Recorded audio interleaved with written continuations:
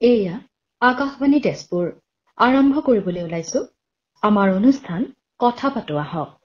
শ্ৰোতাসকল, আজি এই অনুষ্ঠানত আমাৰ সৈতে আছে এগৰাকী এনে ব্যক্তি যিগৰাকী ব্যক্তিয়ে কেৱল শিক্ষকতাই কৰা নহয়, লগতে তেখেতে সাংস্কৃতিক ক্ষেত্ৰখনৰ লগতো জড়িত হৈ আছে। তেখেত হৈছে তেজপুৰৰ বেচেৰিয়াৰ শশীদানন্দ বৰা। তেখেত এগৰাকী অৱসৰপ্ৰাপ্ত শিক্ষক, লগতে সাংস্কৃতিক কৰ্মী। তেখেতে গীত গায় আৰু লগতে তেখেতে বাদ্যযন্ত্ৰটো সংগত কৰে। এগৰাকী প্ৰতিভা সম্পন্ন জ্যেষ্ঠ ব্যক্তি আজি আমাৰ সৈতে আছে আমাৰ অনুষ্ঠানত। তেনেহলে আহক তেখেতৰ সৈতে কথা পাতো। প্ৰথমে আপোনাক স্বাগতম জনাইছো আমাৰ আজিৰ এই অনুষ্ঠানলৈ। ময়ো তেজপুৰ ৰেডিঅ'ৰ সকলো পৰিয়াললৈকে তোমাৰ সৈতে শুভেচ্ছা আৰু মৰম যাচিলো। ধন্যবাদ। আপোনাৰ বিষয়ে আমি থুলমূলকৈ আমাৰ শ্ৰোতাসকলক কৈছো, কিন্তু আপোনাৰ পৰা জানিব বিচাৰিম আপোনাৰ বিষয়ে। মোৰ নামটো তুমি ক'লাই। মোৰ জন্ম হৈছিলে 1946 চনত। বৰ্তমানে মই 80 ওপৰ হৈ আছো দেই। হয়। তাৰপিছত মোৰ ঘৰ তেজপুৰৰ পৰা 3 মাইল পশ্চিমৰ বেচেৰিয়া অঞ্চলত। বেচেৰিয়া অঞ্চলৰ পুখুৰীয়া গাঁৱত মোৰ জন্ম হৈছিলে। তাৰপিছতে মোৰ দেউতা স্বৰ্গীয় গোলাপ চন্দ্ৰ নাথ এজন সাংস্কৃতিক কৰ্মী আছিল সেই সময়ত। আৰু মাও স্কুলত পঢ়ি থাকোতে ডেন্স আৰু গীত এইবোৰ পৰিৱেশন কৰিছিল। তেতিয়া মানে মাইকৰ হেৰি নাই আৰু স্কুলতে সৰুকৈ পাতে, তাতে নাটক চাটক কৰিছিলে। তাৰপিছতে মই 1950 চনত মই স্কুলত সোমোৱাৰ আগতে, স্কুলত এডমিশ্যন লোৱাৰ আগতে মই গান মানে গাবলৈ ভাল পাইছিল, গান গাইছিলো মা আৰু দেউতাৰ পৰা শুনি শুনি। আৰু মোৰ মানে শ্ৰোতা আছিলে ঘৰলৈ অহা আলহী অতিথি হল।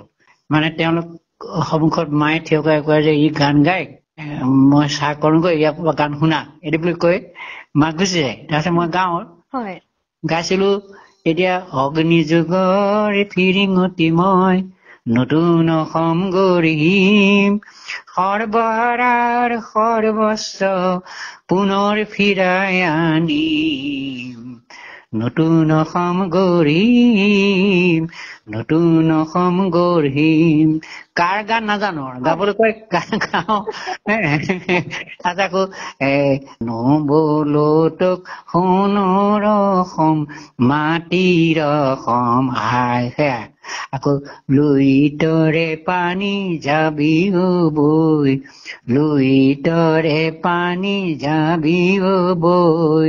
আকৌ আজি মন্দিৰৰ দুৱাৰ খোলা, মন্দিৰৰ দুৱাৰ খোলা, ভয়ে মিলন উৎসৱ মেলা, মন্দিৰৰ দুৱাৰ খোলা। এইবিলাক গান গাইছিলো। কোনে লিখিছে কি কথা নাজানো। আৰু গান গাইছো মানে তাবলা হাৰমনিয়াম একো নাই। মোৰ ভাইটোৱে মানে সেই টেবুলতে মানে তাল দি থাকে। গান মানে সেইবিলাকে আলহী অতিথি বিলাকে তেনেকে গান বিলাক শুনে। কেতিয়াবা মটন খাবলৈ 1 পইচা 2 পইচা দিয়ে, 1 পইচা 2 পইচা বহুতো। সেয়াই আমাৰ মানে হেৰি আৰু কি কয় পাৰিশ্ৰমিক। মই মানে বৰ আমনি পাওঁ দেই। মই আলহী তুলহী আহিলে মই মানে প্ৰায় লুকাই থাকো, কিন্তু মায়ে মানে কাণত ধৰি আলুৱাই আহে। গতিকে সেইটো। তাৰপিছতে এতিয়া গান বিলাক ভালকৈ শিকিবলৈ কোনো তেতিয়া মাধ্যম একো নাই। এতিয়া যিমান সুবিধা, তেতিয়া গাঁৱৰ কাৰোবাৰ ধনী মানুহৰ ঘৰত ৰেডিঅ' আছিল বা এই গ্ৰামোফোন আছিল। সেইবিলাক ক'ত আৰু যাব নোৱাৰি। ৰাস্তাদি গৈ থাকিলে সেই তাত ৰেডিঅ' চেডিঅ' বজালে ৰাস্তাৰ পৰাই শুনো। শুনি পেলাই সেইটোৱে আয়ত্ব কৰি লওঁ। তাৰপিছত লাহে লাহে মই যেতিয়া স্কুললৈ আহিলো, তেতিয়া চবেই গান গাই বুলি জানে কাৰণে মোক সকলো ধৰণৰ গানত মোক জড়িত কৰিছিল। প্ৰাৰ্থনাত মই লগাই দিব লাগে বা আৰম্ভণি গীত হয় মোক লগাই দিবলৈ শিকাইও দিয়ে। তেনেকে গাব লগা হয়। তাৰপিছত এইদৰে মানে এফালে শিক্ষা পঢ়া শুনা কৰি আছো, ইফালে মানে গান তেনেকে গাই আছো। হাৰমনিয়াম কেতিয়াবা কোনোবাই আহি বজায়, কেতিয়াবা নাই, মাইক্ৰফোন নাছিলেই। তেনেকে গানৰ প্ৰতি মানে চৰ্চাটো আৰম্ভ হৈছিলে। লাহে লাহে যেতিয়া গম পালো যে এই গীতবোৰ মানে কিছুমান বিখ্যাত মানুহৰ, তেতিয়া মানে মই ইমান ধন্য মানুহ এইসকলৰ গীত মই গাবলগীয়া হ'ল ডক্টৰ ভূপেন হাজৰিকা, জ্যোতিপ্ৰসাদ, বিষ্ণুপ্ৰসাদ, পাৰ্বতী প্ৰসাদ বড়ো এইবিলাকৰ গান এইবোৰ ভাল গান। আৰু এইবিলাকৰ যেতিয়া শুনিলো তেতিয়া তেওঁলোকৰ প্ৰতি বেছি মানে শ্ৰদ্ধা বাঢ়িল আৰু তেওঁলোকৰ গানৰ প্ৰতি আকৰ্ষণ বাঢ়িল। কিন্তু কথা কি মাধ্যমটো নাই। নাই একোৱে নাই। তেতিয়া গাঁও আৰু এতিয়া গাঁও মানে ধৰ গ্ৰ'য়িং টাউন, গাঁৱত কিছুমান হেৰি আছে যে গান গালে পঢ়া শুনা বেয়া হয়, সেয়াও আছিল। তেনেকুৱা মানুহ শুনিব লগা হৈছিলে। যে নহওক তেনেকে অলপ অলপকৈ গৈ শেষত দেউতাই মেট্ৰিক পাছ পৰীক্ষা দিয়াৰ আগতে দেউতাই এখন ছেকেণ্ড হেণ্ড হাৰমনিয়াম কিনি আনিছিলে।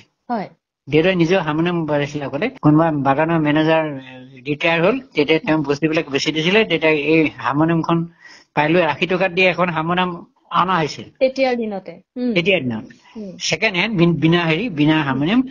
আকৌ এতিয়া চাৰেগামা শিকিবলৈ যিটো শাস্ত্ৰীয় সংগীতৰ প্ৰাথমিক সেইটো লাগিবই। গতিকে ধৰণী শইকীয়া বুলি এজন সংগীতজ্ঞৰ অধীনত মানে এই মানে স্বৰ বিলাকৰ জ্ঞান, ক'ত গাব পাৰে, কোনটো কি স্কেল, চি মেজৰ কোনটো, চি মাইনৰ কোনটো, এইবিলাক শিকিলো। শিকাৰ পাছত মেট্ৰিক পাছ কৰাৰ পাছত কলেজত ভৰ্তি হয়। তেতিয়া সেই সময়ত আকৌ আমাৰ গাঁও বিলাকত বঁটা বিতৰণ সভা হয়।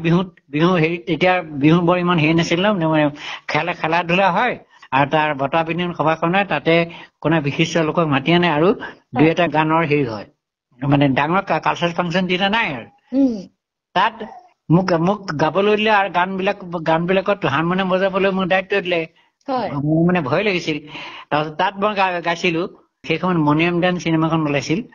এতিয়া মই গাইছিলো, বুকু হোম হোম কৰে মোৰাই, কোনে নিদ্ৰা ঘৰে মোৰাই, পুত্ৰ হৈ মই কি মতে তৰো, আই তোৰে হৈ মই মৰো, বুকু হোম হোম কৰে মোৰ আই, দেশৰে চন্দ্ৰমা এন্ধাৰে আৱৰে, অগণি কালিকা দেহ ৰন্ধ্ৰে ৰন্ধ্ৰে চৰে, বুকু হোম হোম কৰে মোৰ আই। সেইটোৱে মোৰ প্ৰথম। খুব সুন্দৰ। আমাৰ গাঁৱৰ ষ্টেজত প্ৰথম মই ষ্টেজত থিয় হৈ ৰাইজৰ সন্মুখত গান গাইছো। প্ৰথম বৰ ভয় লাগিছে, কাৰণ নিজৰ গাঁৱৰ মানুহ যে। তাৰপিছত লাহে লাহে মই নিজে চৰ্চা কৰাৰ পৰা এটা কথা কি, আমাৰ সেই অঞ্চলতে তেতিয়া হাৰমনিয়াম বজা মানুহ নাই, ঢোল বজা মানুহ নাছিলে। স্কুল বিলাকৰ ফাংচন হয়, সেই ফাংচন বিলাকত প্ৰথমে বেছি হায়াৰ ছেকেণ্ডেৰীলৈ মাতি নিলে গান শিকাবলৈ। তাতো আকৌ গান গাবলগীয়াও হ'ল। আকৌ তেনেকৈ বিহগুৰি হাইস্কুল বা বিন্দুগুৰি হাইস্কুল এইবিলাকলৈ মানে বঁটা বিতৰণ সভা বিলাকত নাচ গান চলাবৰ কাৰণে মাতে। আছিলে সেই সময়ত আপুনি শিকাইছিলে, আপুনি নিজেও জড়িত হৈ আছিলে সংগীতৰ লগত, লগতে আপুনি বহুতক শিকালে। এটা সুন্দৰ আপোনাৰ এটা আমি যাত্ৰা বুলি ক'ব লাগিব। শৈশৱৰ পৰা আপুনি এনেধৰণে আগবাঢ়িলে সাংস্কৃতিক ক্ষেত্ৰখনৰ লগত, লগতে আপুনি শিক্ষকতাৰ ক্ষেত্ৰতো জড়িত হৈ যিহেতু পৰিলে, এগৰাকী আপুনি শিক্ষক হিচাপে অৱসৰ গ্ৰহণ কৰিছে, সেয়াও এটা ডাঙৰ কথা। কাৰণ আপুনি তেনেধৰণেও শিক্ষা দিছে। মই হেৰি পঢ়াইছিলো, অংক, সমাজ বিজ্ঞান। আৰু সেই তাতো এটা ঘটনা আছে। মই আকৌ সেইখন স্কুলৰ হলেশ্বৰ হাইস্কুলত ফাংচন পাতিছিল। মোক চিনাকি এজন মানুহে কলে যে হেৰি পাতিছে, তই যাব লাগিব। গলো, গান চান শিকালো। তাৰ মাজতে হেডমাষ্টাৰে মোক মাতি নিলে, মাতি পেলাই কলে, তুমি শিক্ষকতা কৰিব পাৰিবা নেকি? মই কলো, এতিয়া আকৌ মই চাকৰি ফালে বিচাৰি ফুৰিছো, পোৱা নাই। কলে পালে মই কৰিব ইচ্ছা কৰিছো। তুমিতো হেৰি হায়াৰ ছেকেণ্ডেৰীত তোমাৰ অংক আছিল বোলে, হয়। গতিকে তুমি এটা কাম কৰা, তুমি ইয়াত অংক পঢ়াব। তেতিয়া আকৌ সেই এমইখন চৰকাৰী, কিন্তু হাইস্কুলখন মানে তেতিয়া ভেঞ্চাৰ হৈছিলে, 9লৈকে আছিলে। গতিকে তুমি 9লৈকে অংক পঢ়াব লাগিব, বিজ্ঞান পঢ়াব লাগিব। মই কলো হ'ব দিয়ক, কিন্তু তোমাক পইচা বেছি দিব নোৱাৰো, 100 টকাৰ ওপৰত দিব নোৱাৰো। তেতিয়া 100 টকা দিয়ে 72 চন। 72 চনৰ 100 টকা। গতিকে তুমি বিহুৰ পাছত আহিবা, আহি জইন কৰিব লাগিব। জইন কৰিলো। কৰি মই তাত শিক্ষকতাৰ লগতে আকৌ সেই অঞ্চলত বা স্কুলৰ গান নাই মানে সংগীতৰ লগত জড়িত হলে হ'ল। হলেশ্বৰ, গৰৈমাৰী, পুখুৰীপাৰ, ডেকাৰগাঁও এই অঞ্চলতো কিবা পাতিলে মানে মই হাৰমনিয়াম বজাই সিহঁতক ছাত্ৰ ছাত্ৰীক গান শিকাব লগা হয় সেইদৰে হেৰি কৰিছিলো বিন্দুগুৰি হাইস্কুলত মই যেতিয়া হেৰি কৰে তাত আছিলে পংকজ বৰদলৈ নাম শুনিছে নহয় ন তাত সি পঢ়িছে তাৰ দেউতাক বাগানত চাকৰি কৰিছিলে কথা বাগান গতিকে সি বিন্দুগুৰি হাইস্কুলৰ পৰা পাছ কৰিছিল তাকো শিকাইছিলো আকৌ টুৰ্ণামেণ্টত সিহঁতক নি সি কেইবাটাও হেৰিত মানে ফাৰ্ষ্ট প্ৰাইজ পাইছিলে তাৰপিছত সি মানে কৈছিলে যে মোক বেৰি দে বা মোৰ কথা কৈছে আৰু বেৰি দে মোক মানে তুলি দি নিদিয়া হলে মই আকাশবাণী ৰেডিঅ' আৰ্টিষ্ট হ'ব নোৱাৰিম গতিকে তেনেকুৱা ধৰণৰ ভালেমান ছাত্ৰ ছাত্ৰীক মই শিকাই বুজাই তেওঁলোকক ওপৰলৈ উঠাই দিছো মই নিজে আগবাঢ়ি যোৱা নাই কিন্তু শিক্ষাগুৰুৰ সেয়াই আচলতে নিজৰ শিষ্যৰ প্ৰতি অৱদান বুলি ক'ব লাগিব সেয়েহে আমি গুৰুসকলক শীৰ্ষ আসন প্ৰদান কৰো নহয় জানো আপুনি সলনি কৰিছে বহু ছাত্ৰ ছাত্ৰীৰ জীৱন সাংস্কৃতিক ক্ষেত্ৰখনত তেওঁলোকক আগবঢ়াই দিয়াত গুৰি ধৰিছে আপুনি আৰু নিশ্চয়কৈ তাক লৈ আপুনি আজিও গৌৰৱ অনুভৱ কৰে তেওঁলোকে কিবা হেৰি দেখিলে মোৰ মানে গৌৰৱ অনুভৱ কৰোঁ এই পংকজ বৰদলৈ ঢুকুৱাৰ পৰা মই দুখত থাকিবলৈ আছে কাৰণ ভাল হেৰি এটা হেৰাই গলো তাৰপিছত আকৌ এই আটাইবিলাক গান শিকাৰ মাজতে মই মানে বিশেষকৈ ভূপেন হাজৰিকাৰ গানৰ প্ৰতি মই আকৃষ্ট হৈ পৰিলো সেইটো এটা কথা হ'ল কি 1963 চনত তেখেতে কামেং সীমান্তত গৈ যুদ্ধ বিধ্বস্তৰ ৰূপটো দেখি মৃত সৈনিকৰ মৰাশ দেখি সহবিলাক দেখি পেলাই তেওঁ ঘূৰি আহি তেজপুৰত এখন ফাংচন পাতিলে সেই ফাংচনখনত এটা কোৰাছ গাবলগীয়া হৈছিলে আমাৰ তেতিয়া মই দৰং কলেজত পঢ়ি আছিলো কেইগৰাকীমান ছাত্ৰ ছাত্ৰীৰ লগতে ৰুবি সিংহ অজিত সিংহ এই মিলি পেলাই এটা সমবেত সংগীত আগবঢ়াইছিল তেওঁ আদৰণি জনাবৰ কাৰণে তাত মানে মই প্ৰথম থিয় হৈছো সেই নিহুৰ মৈদানত গাঁৱৰ ল'ৰা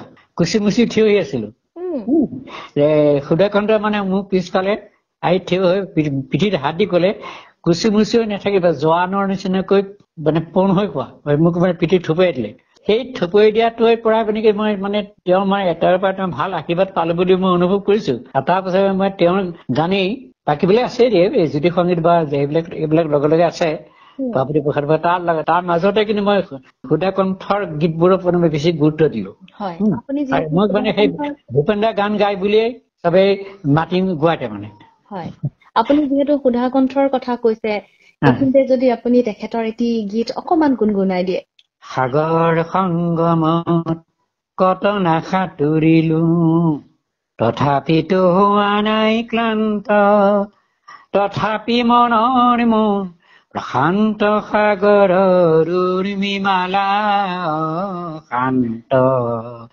সাগৰ সংগমত মোৰ মনৰ প্ৰশান্ত সাগৰৰ বক্ষত জোৱাৰৰ নাই আজি অন্ত অজস্ৰ লহৰে নৱ নৱ গতিৰে আনি দিয়ে আশা ফুৰন্ত সাগৰ সংগমত গতিকে সেইটোৱে মই সাঁতুৰি নাইতো আছো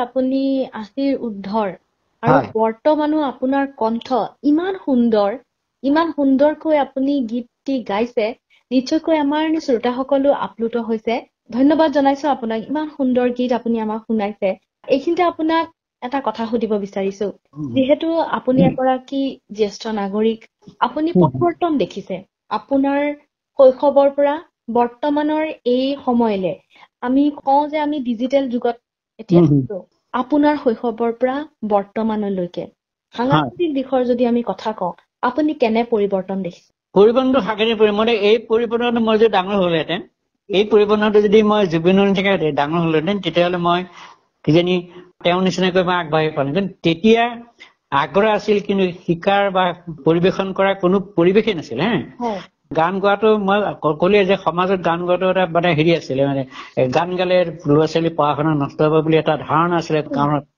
গতিকে তেতিয়া অকল সুধামুখেৰে গাইছিলে হেৰি যে এতিয়াতো বহুত ডিজিটেল যুগততো আৰু যেতিয়া আহিছে তেতিয়াই জেপত ভৰাই লৈ পেলাই গানটো শিকিব পাৰি আৰু আমি গান শিকিছিলো এনেকৈ ৰেডিঅ' গাঁৱৰ লাইব্ৰেৰী বিলাকত প্ৰচাৰ বিভাগে একোটাকৈ মানে উইথ লাউড স্পীকাৰ একোটাকৈ ৰেডিঅ' দিছিলে সেই ৰেডিঅ'ত মানে সন্ধিয়া সময়ত মানে লাইব্ৰেৰী হেৰিটোতো মানে বজায় নাই তেতিয়া এইবিলাক ধৰ বাতৰি চাতৰি এইবিলাক গান চান তাত আমি তোমাৰ ডিজিটেল লাইব্ৰেৰীত সদায় ৰিডিং ৰুমত পঢ়োগৈ তাত মানে এখন আকাশবাণী গুৱাহাটী এখন হাফ মান্থলি জাৰ্নেল আছিলে নাম আকাশী সেই আকাশগীত মানে 15 দিনৰ আগন্তুক 15 দিনৰ গোটেইখিনি প্ৰগ্ৰাম দিয়া থাকে।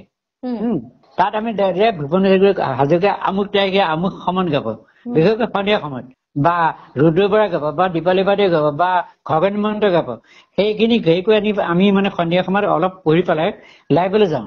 ওচৰতে লাইব্ৰেৰী আছিলে, আমি লাইব্ৰেৰী সেইটো হেৰি কৰি দিছো, বোলে ফোনটা পঢ়িব লাগে, কিয় আহিছে বোলে না গান গাতে শুনো, গান গাতে শুনি আমি গুচি যাম।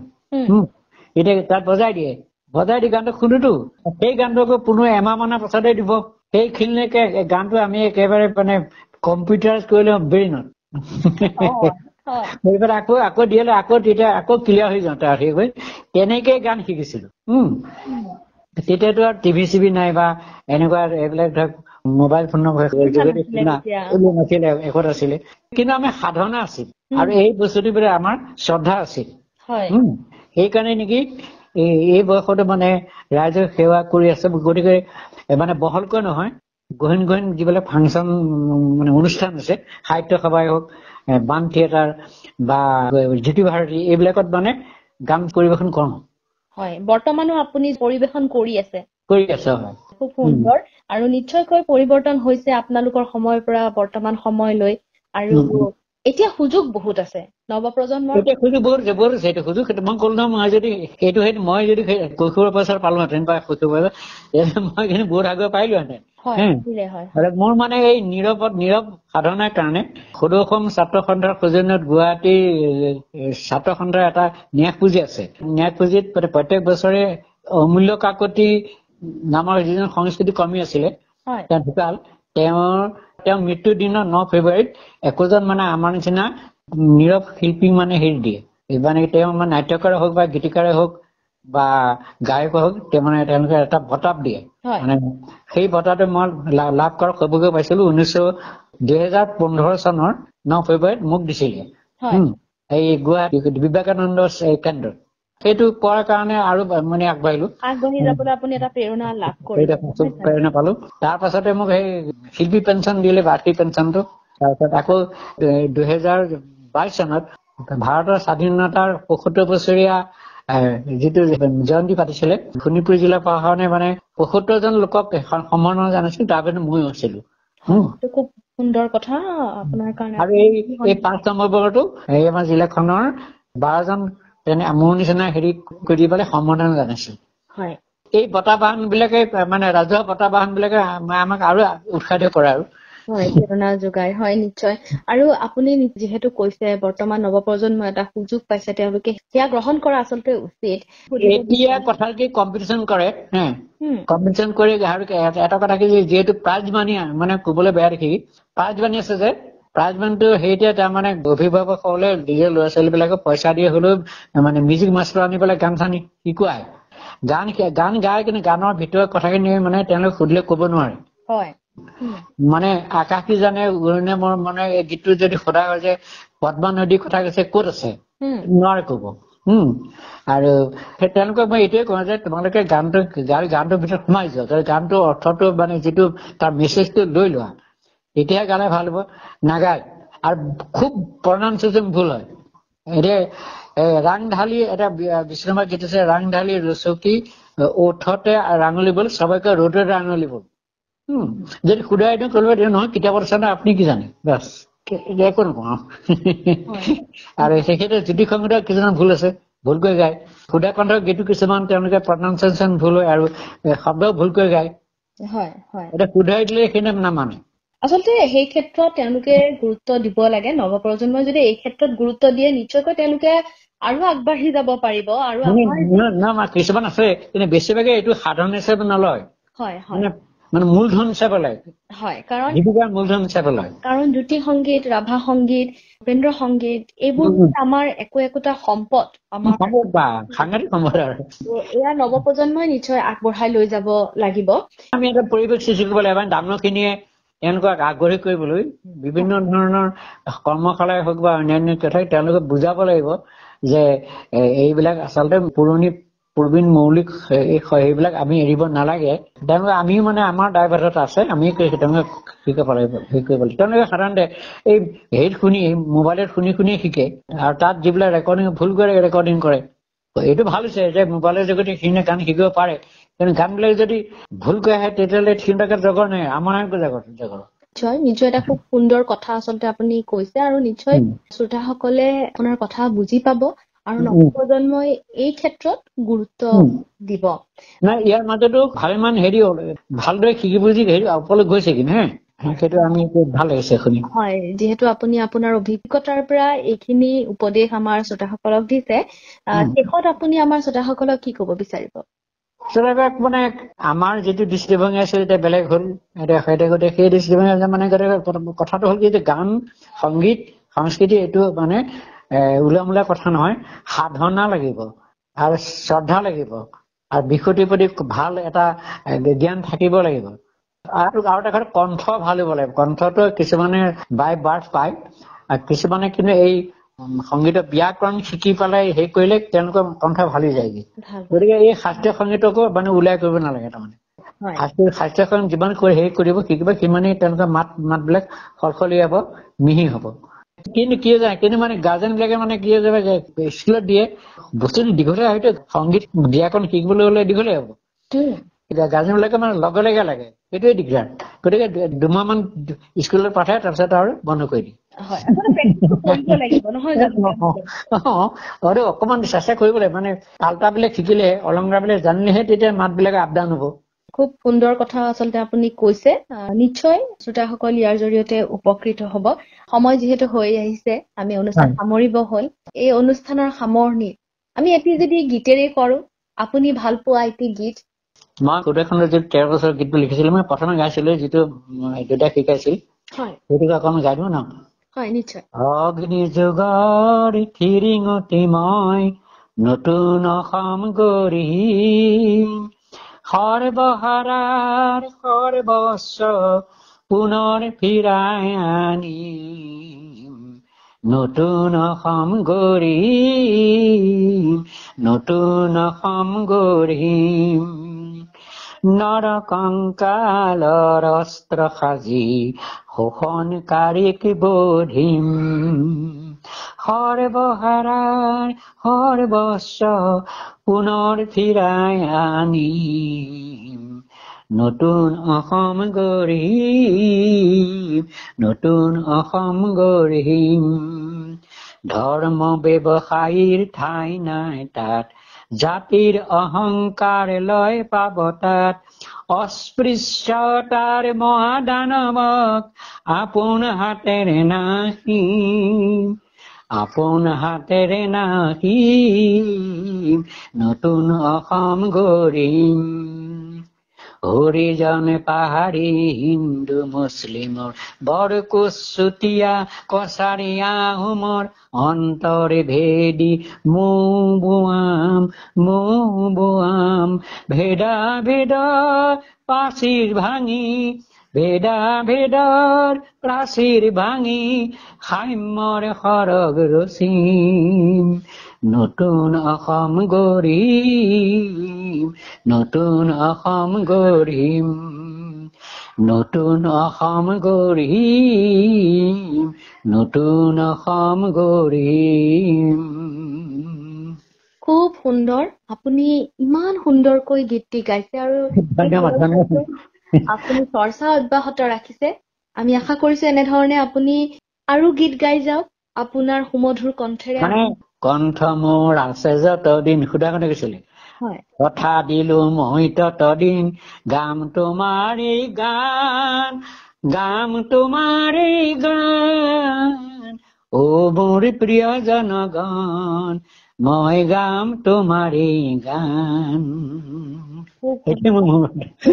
কণ্ঠ দিলে থাকে, ৰাইজক সেৱা কৰি থাকিবা। হয়, নিশ্চয় আপোনাৰ খুব সুন্দৰ কণ্ঠ, আৰু আমি বিচাৰিম এই কণ্ঠৰে আমি আৰু গীত আপোনাৰ পৰা অনাগত সময়ত শুনিব যাতে পাওঁ, আৰু লগতে আমি আপোনাৰ সুস্বাস্থ্য কামনা কৰিলো এই অনুষ্ঠানটিৰ জৰিয়তে। ধন্যবাদ জনাইছো, আজি আপুনি আপোনাৰ অভিজ্ঞতা শ্ৰোতাসকলক আপুনি ব্যক্ত কৰিলে, লগতে আমাক কিছু সময় দিলে। ধন্যবাদ। ধন্যবাদ। ময়ো মানে তেজপুৰ আকাশবাণী পৰিয়াল তোমাৰ লগতে সকলোকে মই শুভেচ্ছা জ্ঞাপন কৰিছো, আৰু শ্ৰোতাসকলকো মই এই সুযোগতে সেৱা জনাইছো। ধন্যবাদ।